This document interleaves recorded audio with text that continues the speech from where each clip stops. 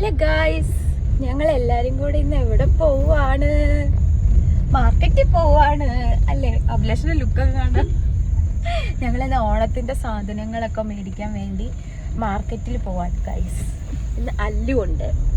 അല്ലുവിന്റെ ഉടുപ്പ് നോക്കിയാൽ മാറി കിടക്കുക. മാളുവിനെ കൊണ്ടുവന്നില്ല ഗൈസ്, കാരണം മാളുവിന് ഭയങ്കര കുരുത്തൊക്കെയാണ്. അതുകൊണ്ട് വീട്ടിൽ പൂട്ടിയിട്ടിട്ട് ഞങ്ങൾ പോകുന്നു. ഓക്കെ.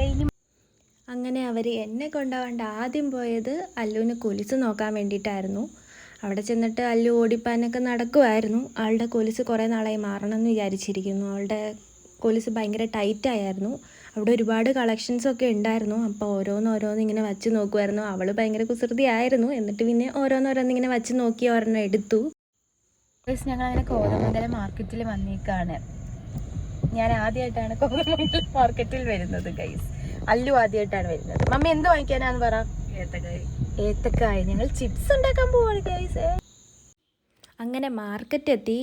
നമുക്ക് ചിപ്സ് ഉണ്ടാക്കാൻ വേണ്ടി ഏത്തക്ക മേടിക്കാൻ വേണ്ടിയിട്ടാണ് പോയത്.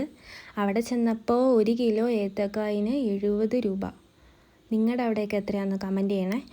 അപ്പോൾ അങ്ങനെ മമ്മിക്ക് 10 കിലോ മേടിക്കണമെന്നായിരുന്നു. പക്ഷേ കുറേ ടൈം എടുക്കുമല്ലോ നമ്മൾ വറുത്തെടുക്കാൻ. അതുകൊണ്ട് നമ്മളിപ്പോൾ 6 കിലോ മേടിച്ചിട്ടുള്ളൂ. നമുക്ക് ഇനി ആവശ്യം വരും, വേറെ സാധനങ്ങളൊക്കെ ഉണ്ടാക്കണമല്ലോ. അപ്പോൾ പിന്നീട് മേടിക്കാമെന്ന് ഓർത്തു. പിന്നെ അവിടെ നിന്ന് നേരെ നമ്മൾ റിലയൻസിലേക്കാണ് പോയത്. കുറച്ച് വെജിറ്റബിൾസും ഫ്രൂട്ട്സും കാര്യങ്ങളൊക്കെ മേടിക്കാനുണ്ടായിരുന്നു. അപ്പോൾ അതൊക്കെ മേടിക്കാനായിട്ട് അവിടെ പോയി.